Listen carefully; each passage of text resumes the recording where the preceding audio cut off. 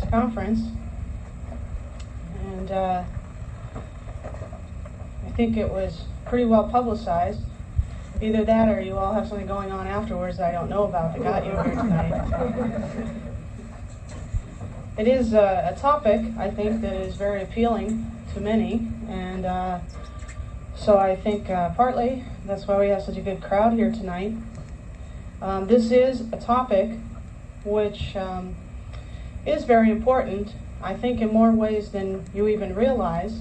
Our priests have been giving this a good push, these talks, which I've been giving in Round Top as well, and I hope to give in a few other places. I mentioned at one point to Bishop Kelly that I was thinking of giving these talks to the ladies, and he suggested that we give it to the parish in general. And of course, he gave me lots of books to help me to come up with the conference. And this is a topic which I am somewhat familiar with because we study this in the convent as well. It is the topic of the temperaments is very important, even in the training for the sisters, for a couple of reasons. One is because with teaching children, it is very essential that we have a basic understanding of human nature and an understanding of the temperaments, because each child has a temperament and can be reached and not reached in certain ways. And so actually during the training of the sisters, during their training period as novices, they study the four temperaments in general. We study it from the aspect of the spiritual life to apply it to ourselves. And then we also study it from a didactic angle in regard to children and teaching. And so I hope to be able to incorporate a lot of the information that I have accumulated over the years and to give that to you, especially for those of you who are raising children. And the other point, of course, that the other side of this is that we study this for the sake of even living in community life. This is very important with so many women living together, that we understand one another's temperament and be able to look at things in a very understanding and charitable way. And so I hope to help you with that as well in regard to your own home life. And most importantly, this is an essential topic for the practice of virtue, to understand ourselves, to understand our own natural reactions to things, and to understand what is the supernatural reaction to things, to eventually figure out our own predominant fault or faults, and to then set to work working on that predominant fault. One way of going at this is by really studying the temperaments and figuring out our own temperament and what we need to work on for ourselves. And so I hope this will assist you with your home life as well, and most importantly with your spiritual life. I'd like to begin tonight with what I would consider sort of an overview of the topic. I know some of you probably want to dive right in here to your own temperament. I even had some offers of people who offered to stand up and be displayed as a certain temperament. And though that does have some positive aspects in regard to a visual aid, but that probably isn't the best way to go about it. So I'm going to be giving tonight instead a basic overview, which I hope will help you to understand the nature of man in general, how we are made, the difficulties we have due to original sin, and the four temperaments in general. And then I will leave you with some information to keep you hanging so that you come back next time, and we'll really then dive into the temperaments themselves, each one of them in depth. I'd like to begin by telling sort of a little story, just to wake you up, but also to illustrate the four temperaments. This is sort of an imaginary story, and yet then again I think it may sound familiar to us. There were four people sitting at a table discussing an important topic. The topic is a problem. It's a problem that has arisen, and it requires a solution. Something has occurred, and this occurrence has stirred up the wrath of at least two of the people that are sitting there at the table. So we have this outside stimulus, a problem or situation, and this situation is being discussed by four people. Two of them are very upset, and these two are very vehement in their expressions. We'll call these two people Carl and Sam. Now, if I'm using any of your names, this is just imaginary. Don't be Carl, or we might call Carl the choleric, speaks with great authority. As they're discussing the subject, he seems to know so much. Everyone there naturally listens to him. He's self-assured, he's decisive, and the tone of his voice, though calm, is very commanding. His anger is very great, and of course, he's sure that his anger is justified. His organized mind already has a plan for a resolution of this problem that's being discussed, and he explains his organized plan to everyone present. Sam, who is there at the table also, Sam the sanguine, Sam also speaks quite a bit. He too expresses anger. But Sam is more dramatic, very expressive, and very enthusiastic. Even in the midst, though, of this serious discussion, he manages to relate a story or two. And he even sprinkles a little bit of humor in now and then, and in between his little bursts of anger. And though he sometimes speaks just as forcefully as Carl, he's always optimistic about the outcome. Now there's another person at the table, and this person is Mel the melancholic. Now Mel is pretty quiet during the discussion. It's hard for him to get a word in with Sam and Carl talking so much. But Mel is involved in the conversation because he's listening very intensely. His whole appearance shows great concentration and a lot of thought. Mel is a very good listener.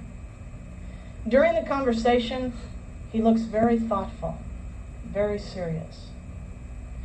And when he does add to the talk, his words are of apprehension.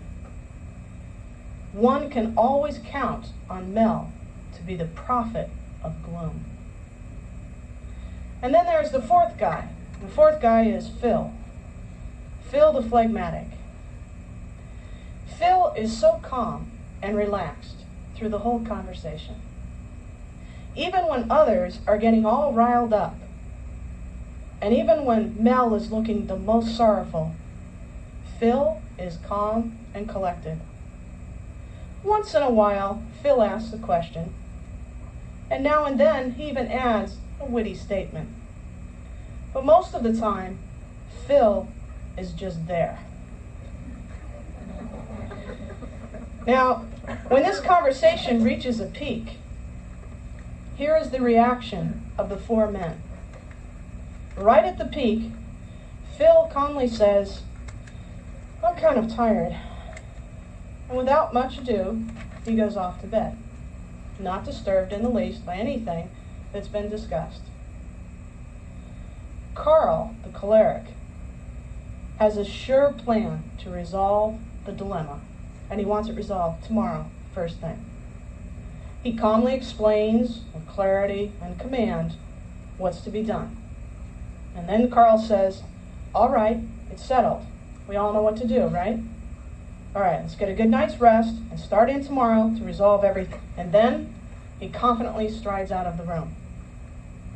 Sam the sanguine is as enthusiastic as Carl.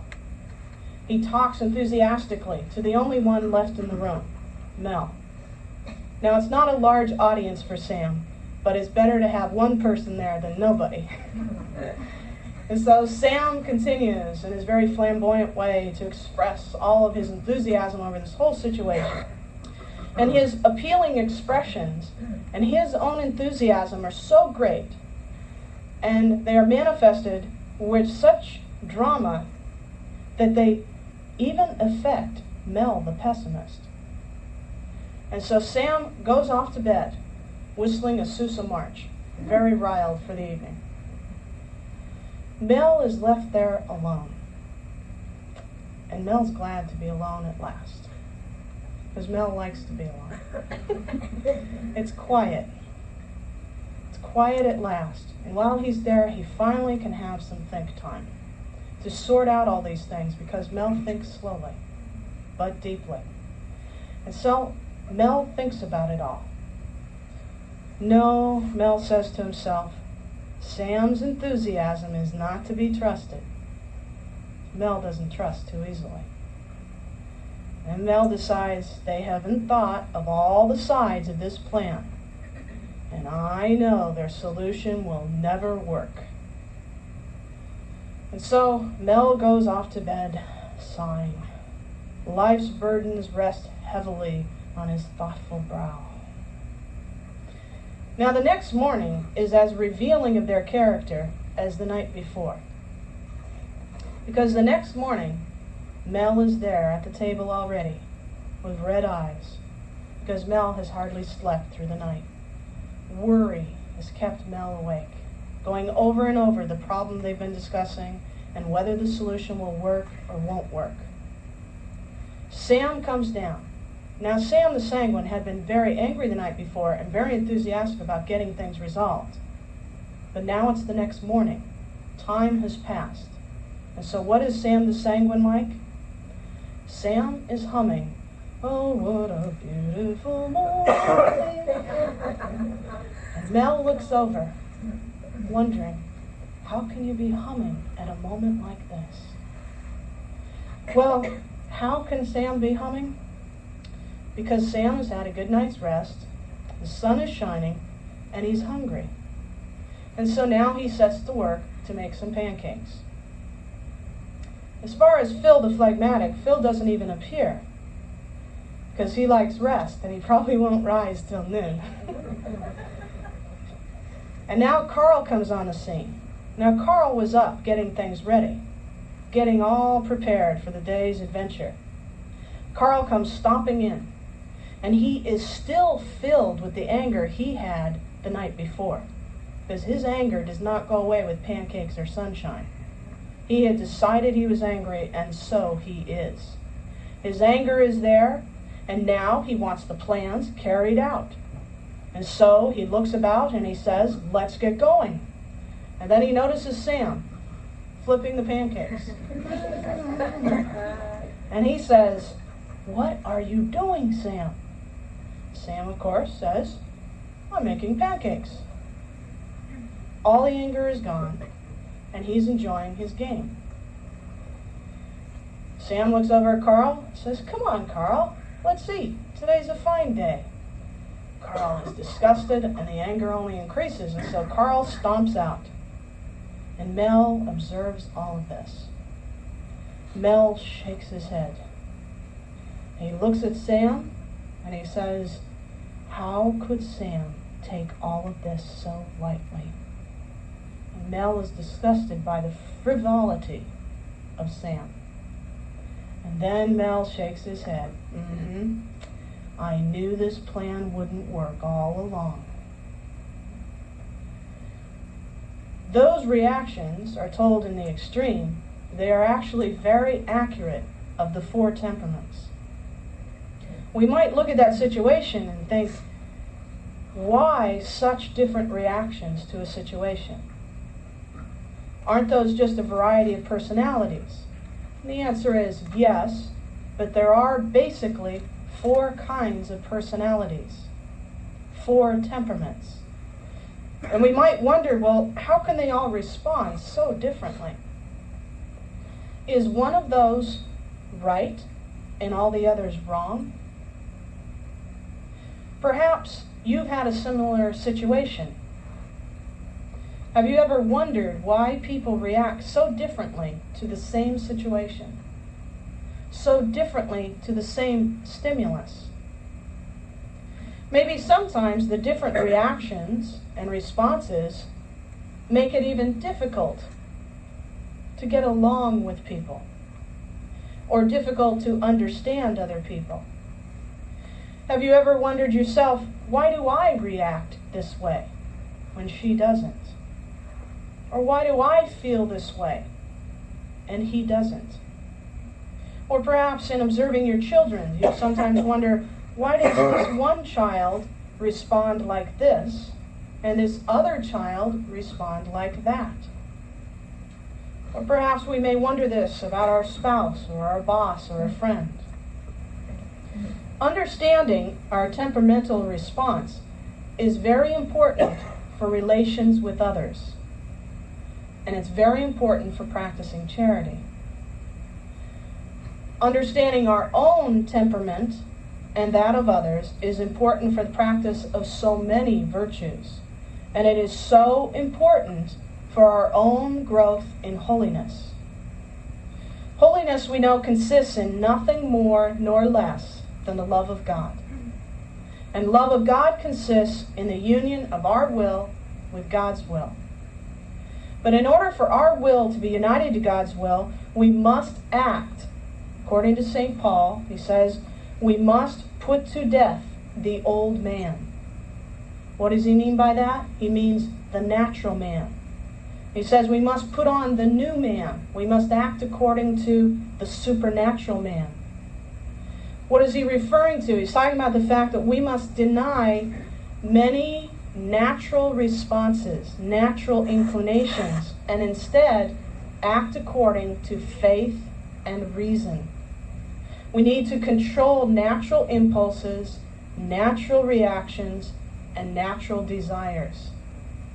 This is something that is so misunderstood in modern psychology and in modern education today.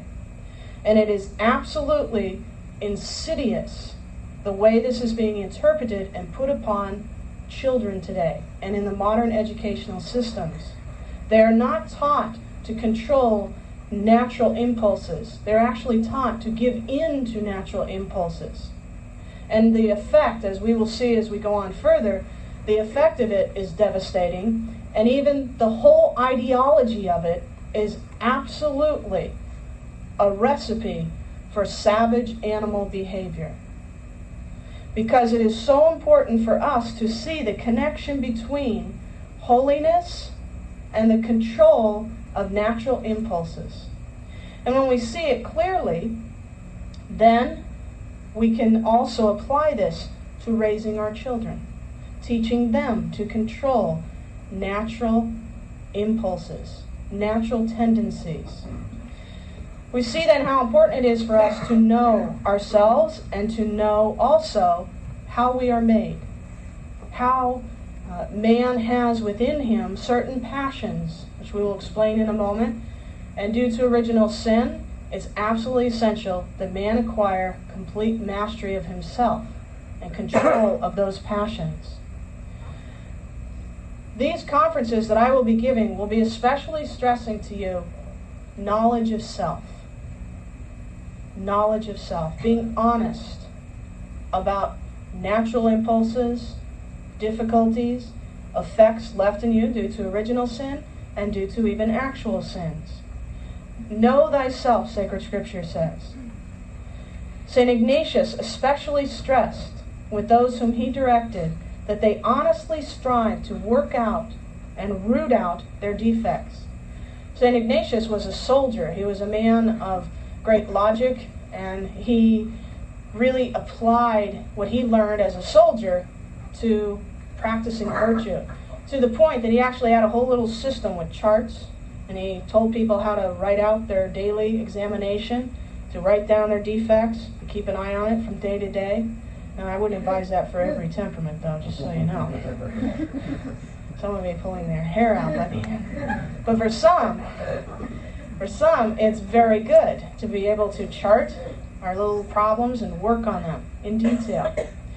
The point is that it's essential for us to admit, to acknowledge, and to work on what are our defects.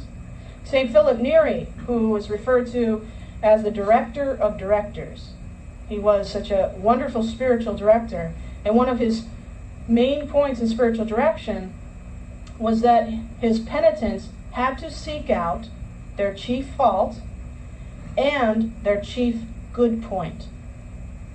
And they were to figure out what their chief fault was, to look at it with honesty, and to root it out with courage.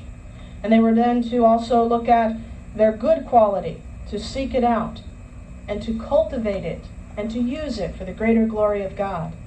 And so knowledge of self is very important. It's very important because when we make excuses for ourselves, when we deny what we're really like, what our difficulties are, our tendencies are, it makes it impossible to really progress in virtue. It makes it impossible for us to fight evil tendencies. And so we need to acknowledge things, not out loud always, but you need to acknowledge them between you and God and to work on them. Because if we constantly seek to excuse, to find excuses why, and to say, well, I can't help it, it's me, or it wasn't my fault, or it seems to me that this is a justifiable way of acting. If we do that, then we will constantly spend our earthly life blaming someone else or something else for our lack of virtue. We can labor under great illusions about ourselves and then make very little progress in virtue. We see this a lot of times when people blame, their past for everything that happens in the present, and they go ahead and plan on blaming it for the future as well. It doesn't work. It's just an excuse. Very often people blame, especially today, a lot of times the usual thing is, it was my parents' fault. It was my parents' fault. And a lot of times it becomes just an excuse for lack of virtue. It's not to say that our environment does not affect us. It does. But ultimately, when we stand before the judgment seat and we say, well, it was my mom's fault, God's going to say, we're not talking about your mom right now. We're talking about you. We stand there before God and we hold in our hands our own words, works, or our lack of. And so we can't look for excuses, but rather we have to look for the facts and be honest. See what we are, acknowledge what we are, and then be courageous and set to work in working on ourselves. We have to acknowledge what virtues we need to cultivate, what faults we need to work out. The value of humble self-knowledge cannot be overestimated. St. Teresa of Avila tells us, one day of humble self-knowledge is greater than many days of prayer. That's how valuable humble self-knowledge is. And that's why we should rejoice when God gives us the grace to actually see ourselves, rather than be discouraged, which sometimes it can be a discouraging sight. Sometimes to acknowledge ourselves, to see our defects. And yet we really should not be discouraged, but we should thank God that we see it, that we have the grace to see and the grace to acknowledge. We should rejoice when we're able to figure out what we really need to work on. Because that's half the battle, just seeing it. And it truly is a grace. I know just from being in religious life myself and working with sisters as well, it's always so very interesting to watch the growth of self-knowledge in a spiritual life. And I can still remember at one point, a novice on one occasion, having been in religious life training for 2 years, in all honesty, announced to everyone, she said, "Today I figured out I'm just like my dad." And of course everyone kind of looked around because we had known that for 2 years. We didn't want to tell her. The first moment we met her dad, we all knew she was just like her dad. But 2 years later, she figured it out. Now, I'm sure she had little inklings of it before, but the knowledge was clear. It was there. And she saw it, and she was glad, because she knew her dad real well. So she really knew what to work on for herself as well. She knew the good side, and she knew the things she needed also to work on. It is a good thing to see ourselves, because it's half the battle. It's half the battle toward really striving for virtue, toward union with God, toward acquiring real sanctity. Humble self-knowledge. And so we begin with a basic understanding of ourselves as creatures. And this part I will try to be sort of quick with, because some people find it interesting, probably the melancholics in the group, but I especially ask the sanguines to bear with me, because this isn't story time. Sanguines love stories, you see. So I will try to put it into a little bit of a story, but this part I will try to be brief with. It's basically explaining to you how we are created, what we are. And this is essential, an essential part of understanding ourselves. At one point in going through various books that the bishop gave me, at one point I thought, oh, this is just too deep, too heavy, I'll skip this. But I really can't, because it is important for us to understand why we react as we do. And to do that, we need to understand what we are. I gave this talk a few days ago in Round Top, and I was a little worried that it was really too deep and too boring. But I actually had a woman come up to me afterwards, and she said, you know, I went on a retreat, and I was kind of interested in this topic, so I got a few books. And she said, I really tried reading them, but I just found it so boring. She said I couldn't finish the books. But she told me, which at first I thought, oh, okay, it was boring. But she said, but I'm really glad that you paraphrased it all, and it wasn't boring. So I thought, okay, well, maybe I can get it across here then. And what this is just understanding that we are made of both body and soul. Now that seems pretty simple. But this is a very important point to understand for yourself as well as for raising your children. In the order of creation, we know God created minerals. He created rocks. Rocks don't have passions. They don't have problems with temptation. They don't have problems with anger. There's a lot of problems they don't have. There's a lot of good things they don't have too. They don't have life. So in the order of creation, we see that the lowest existence there is below life even, rock or mineral. And we see next that in the next order of creation is what is called vegetal or plant life. And in that order of what we refer to as life, we see, of course, a little daisy, let's say, growing at the foot of the Rocky Mountains. Now, the Rocky Mountains are wonderful, but really in the order of life, that little daisy is much greater than the rock. Because those rocks are just a big mass of rock and stone, and they have no imminent activity. They will just stay there unless someone comes by with an atom bomb and moves them by violence. But the little daisy is a living thing. It is a living thing. It has what is referred to as a life principle. And that life principle gives it wonderful activity within itself. The daisy can take in nourishment. It can grow. It can reproduce itself.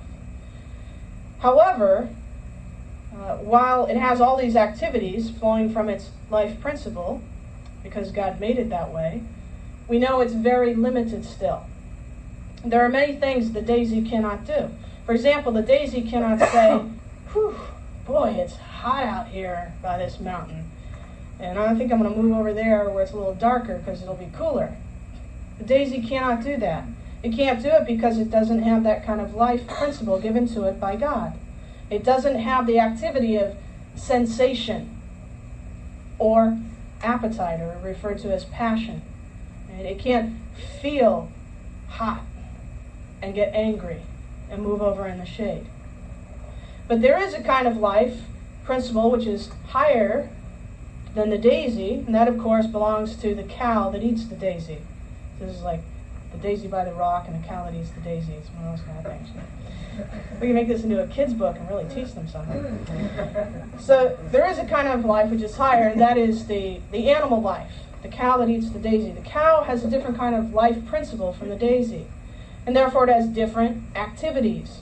It can do everything the daisy can do: nourishment, grow, reproduce.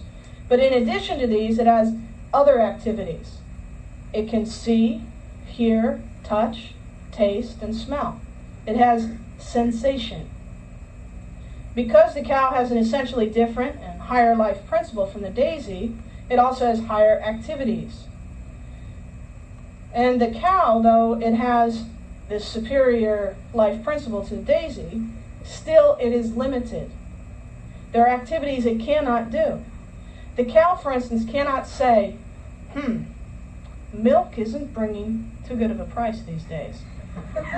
So I really don't think that I am going to give any milk for a while. I'm going to go on strike until the market goes up. Now, no matter how much we love animals, an animal cannot do that. It cannot do that.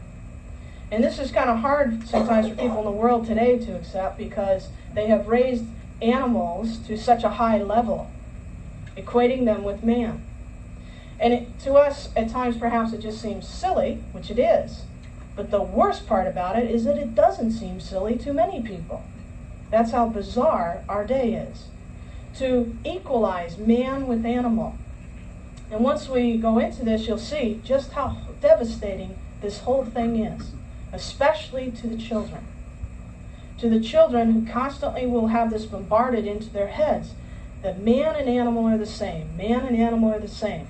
Where does this lead? You're going to see in a moment where this leads. To say that a cow has the ability equal to that of man. If it did, the cows would go on strike.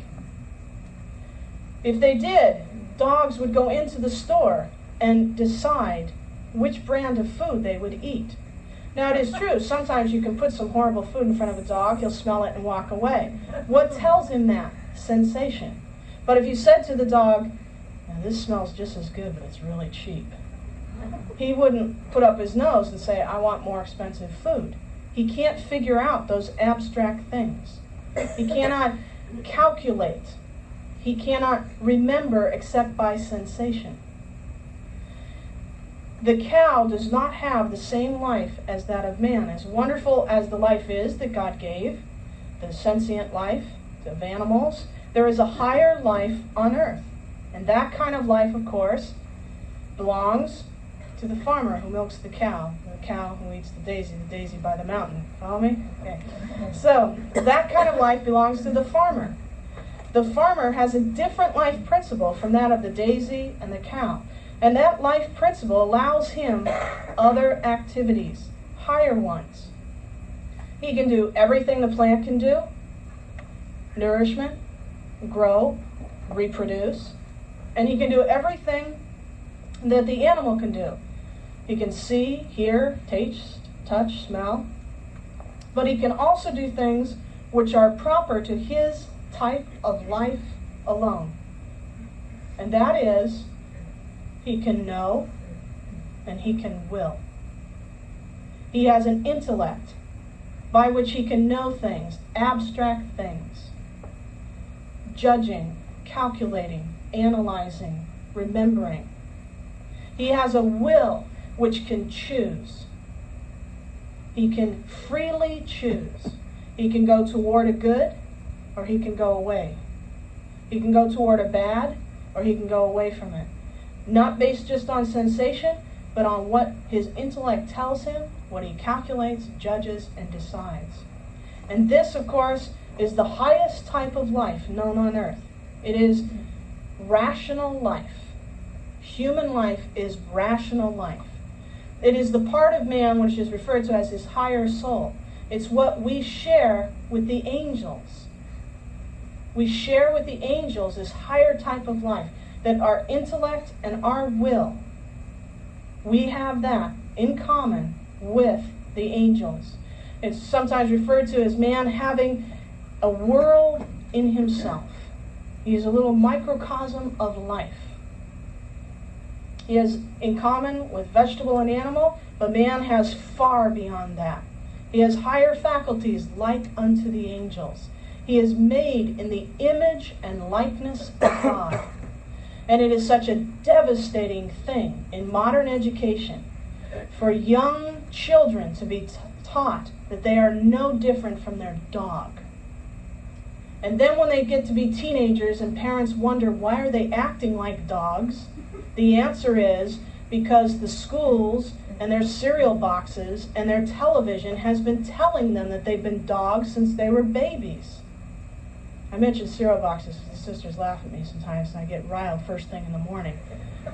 There is so much propaganda on cereal boxes. I am so amazed. Sometimes I can hardly eat my cereal, I get so annoyed. And I will point out, if I was choleric, it would last all day. But if I'm sanguine, once I put sugar on my cereal, I'll feel better. But truly, it's like remarkable how much propaganda there is concerning not just being kind to animals, but all of this save the earth and all of these wonderful skills of animals. There is so much propaganda, and we may wonder, well, where is it all heading? Where it's heading to is this total lack of education in regard to their glorious heritage. Children are not atoms floating in space. They are not microcosms. They are not animals. They are children of God. They are sons of God. Theirs is a glorious inheritance. As the Baltimore Catechism tells us, we have a claim to heaven by being children of God. And we have a glorious call to use our intellect and our will to know God, to love Him, and to serve Him. It is a glorious call. It is an honorable and a beautiful thing. And it has been so degraded and so wiped out of children's education that it is no wonder that they look toward the future without hope, without longing, without aspirations, without goals. Why should they? They're dogs. They're equal to their cat. It is a horrendous and insidious brainwashing. And that's why it is so essential for us to understand ourselves, what we are, and what our children are. And when you raise children, yours is a glorious role to raise those precious souls who have in them the likeness of God Himself. What a call is that of a parent to raise up those children to God. Their souls are so precious. They have an intellect by which they can know things, and most of all, by which they can know God. They have a will by which they can actually choose heaven for all eternity. And that's why it is so essential for us to understand human nature, to understand what we are and what our children are. We have, in common with the angels, an intellect and a will. And because we have bodies, we have what are called passions. Passions and senses. That is what also the animals have. They have that to help them preserve their bodies. So do we. But there is a huge difference. And the difference is that because we have an intellect and a will, we are meant to control our passions, to be the masters and the governors of our passions. The higher faculties in man are meant to govern the lower faculties. The intellect and the will are meant to rule over the passions, and the passions are meant to be helps. They're meant to help us to do good things, and they're meant to help us to avoid bad things. That's the purpose of the passions. They fit our bodies to help us to do good things and flee bad things. The passion, for instance, of fear is to help us from falling off cliffs. If we didn't have that passion, we'd go near a cliff. Oh, it looks pretty down there, and away we'd go. But fear kicks in. The passion kicks in. It keeps us away from what's bad.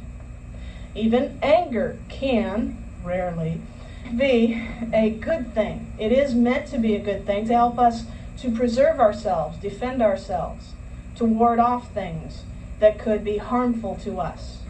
And so all of the passions are meant to help us to do good, to avoid what is perceived as bad. The problem arises in the fact that we have effects in us because of original sin. You see, when God made us, everything was in order. intellect and will were completely subservient to faith, to God. And passions were just there, ready to do what intellect and will told it to. Everything was in order. But once original sin was committed, man's nature was affected, wounded. Due to original sin, we have what is referred to as a fourfold wound. See, Adam and Eve, their nature was in perfect accordance with God.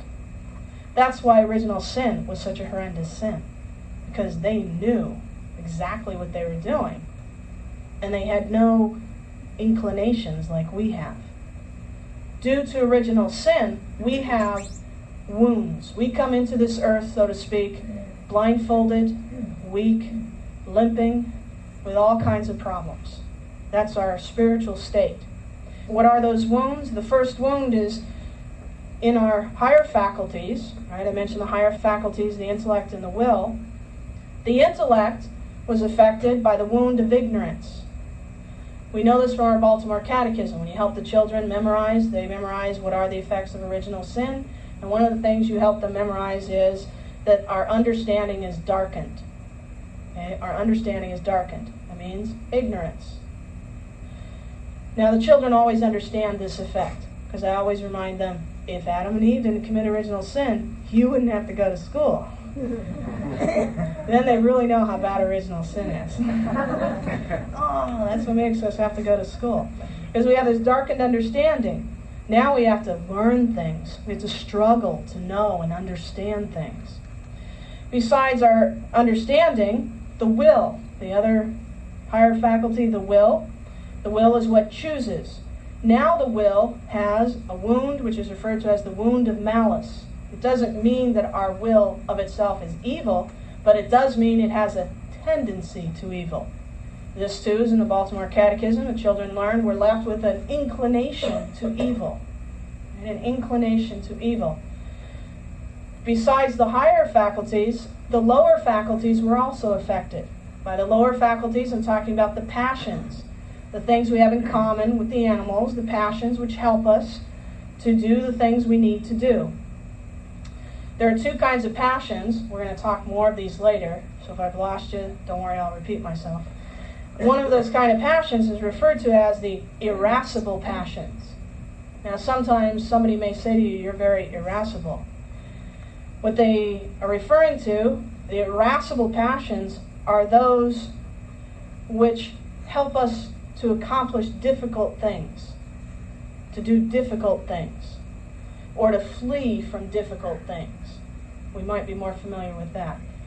To flee the difficult or to do the difficult. Those are irascible passions. Now, due to original sin, those strong passions are weak. They're supposed to be strong, now they're weak. They're disordered and weak. That's the wound of weakness. The other wound is in our other kind of passions, which are called our concupiscible passions.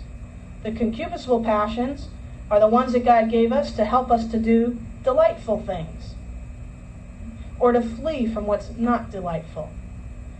So those passions are now wounded as well. Their order is wounded, and it's referred to as a wound of concupiscence, which means they're disordered. So now we have the state of man with a darkened intellect, a will that has a tendency to evil, and these passions which are now unruly. Now, I think most of us understand our difficulty with ignorance, and we even understand perhaps our propensity to evil. But I think one of the things that we don't understand enough about is the difficulty in practicing virtue because of disordered passions. To acquire holiness, we must again restore the original order in us. Faith has to rule our intellect and will. And our intellect and will have to rule our passions.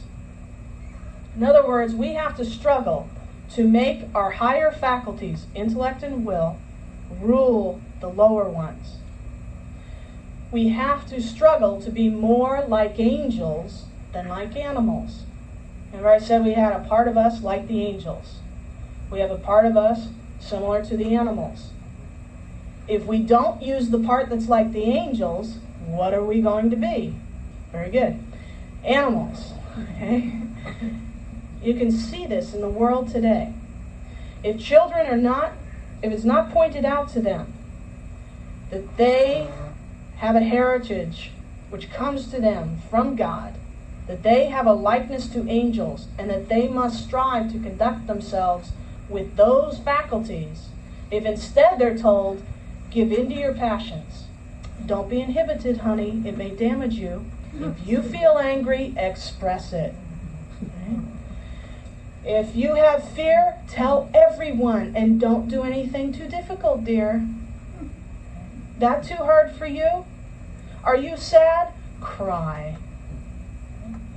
They're taught to give in to their passions. What are they taught to constantly give in to? The animal part in them. They're actually taught and trained to act like unto animals, rather than to raise themselves up with the part of them that is given to them and that they are to use to save their souls, because they are made in the image and likeness of God.